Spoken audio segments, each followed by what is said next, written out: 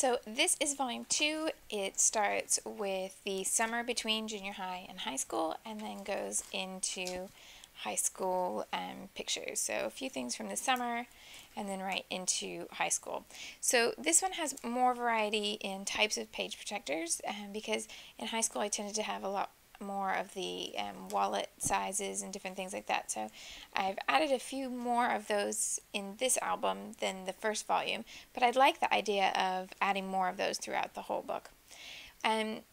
This is actually a page just photographed from my high school yearbook, including all the notes that were written on the page, and I just took a photo of the book, printed it out at a full page size and just cropped a little bit off the edges so that I could add a little bit of notation. But really it was because I wanted to include that whole spread out of the yearbook, including all the notes, with the photos that corresponded. So this is actually that same picture from the high school yearbook. Things like that. And I want to do more with the yearbook. This is the only page where I've just replicated it, but it's something I want to include more often. Then here you get a mix of really old style pages because high school photos were something that I started scrapbooking when I very first started.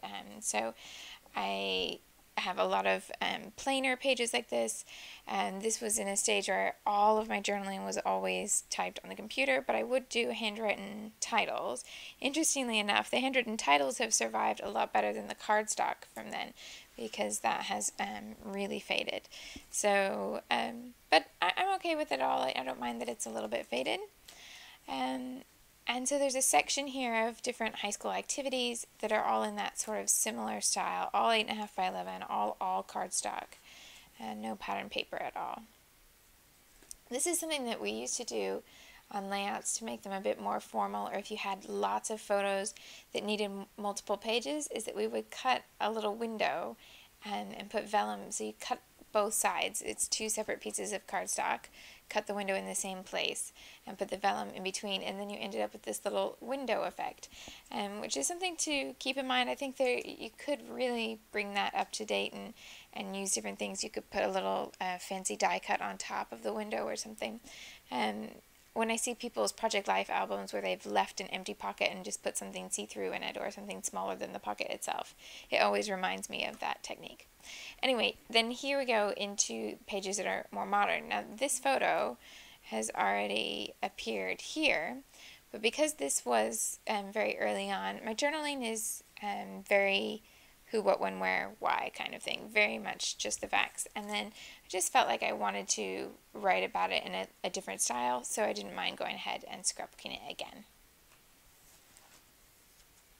And again, things are going in chronological order, so when you have this album in front of you and you can read all the bits of journaling, you can follow my interests as they go through, and things change and things stay the same, and you can see kind of the evolution of different things that I was involved in then.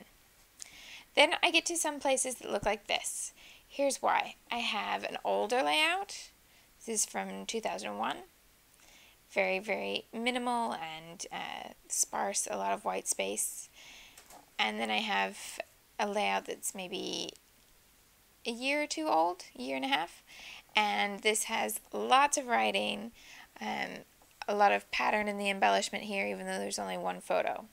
So two very, very different styles. I have more photos from this same event. So I've put them here so that I can remember that they're there. And I actually do have more in my photo drawers, but I just had these few that I thought I'll go ahead and put them in the page protector so that every time I turn this page I go, oh yeah, I was going to do that. And that's kind of what it takes to get me to fill in the gaps sometimes. I just need that little reminder. And this is a case where I'll take cues from both the old and the new to make the bridging page.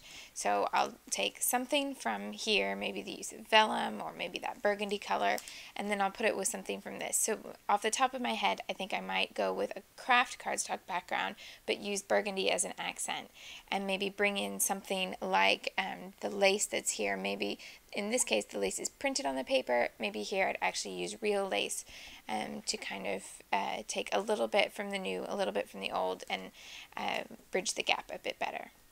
maybe add some stitching here as well, because this has stitching printed on the layout. This has actual stitching on the cardstock. That would work. So yeah, a little bit from the old, a little bit from the new. Then I also end up with things like this where I don't have this. This is another reminder. It's just in a different format, and it's slightly more scrapbooky, I suppose, because there's one little bit of border sticker there. But really what this is another reminder that in between this event and this event is this big event, and I have plenty of photos in my drawers from this, and I need to figure out how I want to scrapbook them. But because I have a big section of those images, I want to sit down and really think out what I want to use and where I want to go with it. So for the moment, I just put a couple in this the back of this page protector because it was empty, as a little reminder, and filled out one journaling card so that at least it makes sense if anybody's flipping through the album and wondering what those photos are.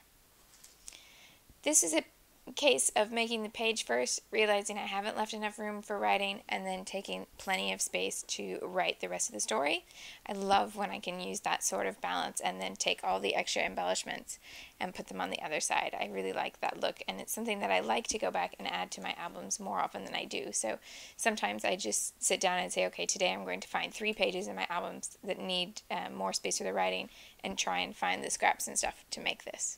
So something that is a nice little afternoon project sometimes. You don't need the full 12 by 12 space. You can kind of do it on your lap or in any little area. And then they just go in order of things happening. So different school events. And then I get to graduation, which I haven't really scrapbooked. So I have a divided page protector with a bunch of photos. I've got the graduation invitation saved here to remind me that I have that so that I can use it. One page that has my first school photo and my final school photo, and then a picture from a graduation party. So I haven't really scrapbooked high school graduation, even though that was probably the only major event that was recent when I first started scrapbooking a couple years later, a year and a half later. Then I have a couple oddball layouts at the end of this. One that is about something I did all the way through high school, and I haven't found quite the right spot to put it, so at the moment it's just at the end.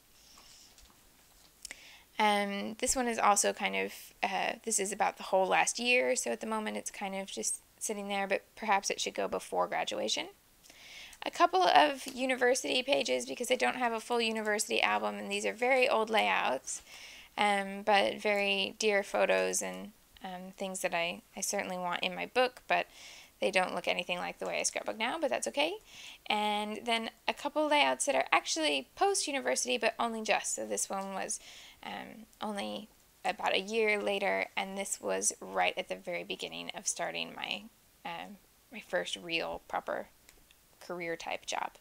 So those are here because I don't have yearly albums for those, and this is the best place for me to know where they are.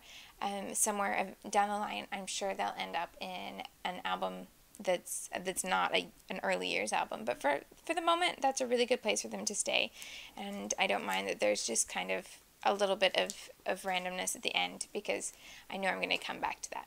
So those are my 2 volumes in my early years album, and in the next video I'll show you a little bit about page creation and a little bit of a hands-on layout step by step. I'll see you then. Thanks. Bye-bye.